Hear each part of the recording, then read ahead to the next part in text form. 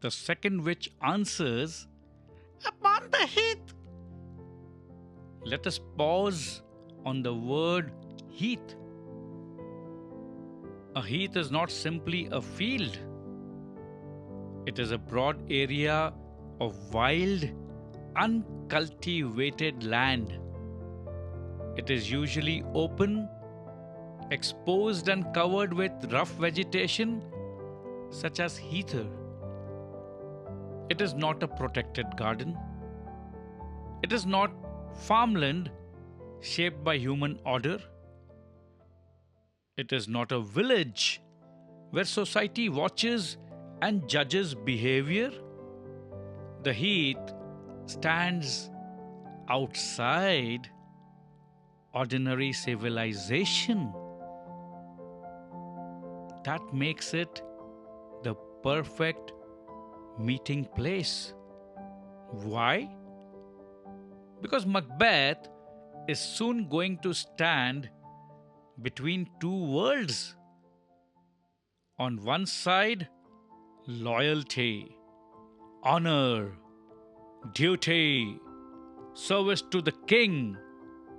On the other, ambition, temptation, secrecy, imagined power. The heath is physically between civilization and wilderness. Macbeth will soon stand morally between discipline and desire. Why the location matters? Shakespeare could have placed the meeting in a castle courtyard. He could have used a military camp. He could have placed the witches near a village. But those places belong to society. They contain rules, witnesses, hierarchy. The heath is different. It is open, lonely, and uncertain. There are few visible boundaries. And when external boundaries disappear, internal boundaries become more important. That is why the landscape is not merely background. It becomes part of Macbeth's psychological journey.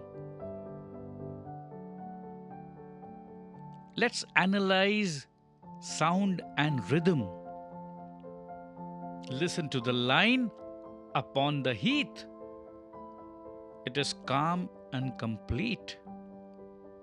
The word upon gives a precise location. The long vowel sound in heath allows the line to stretch into the open landscape. The sentence is brief, but the space it creates feels enormous.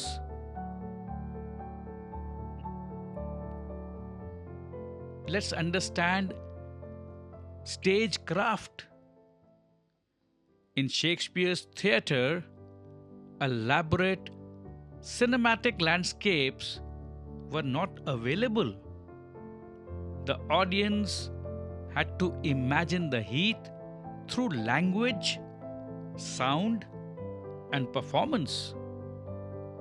A few words, storm effects, and the presence of the witches were enough to create the place. This is one of Shakespeare's great strengths.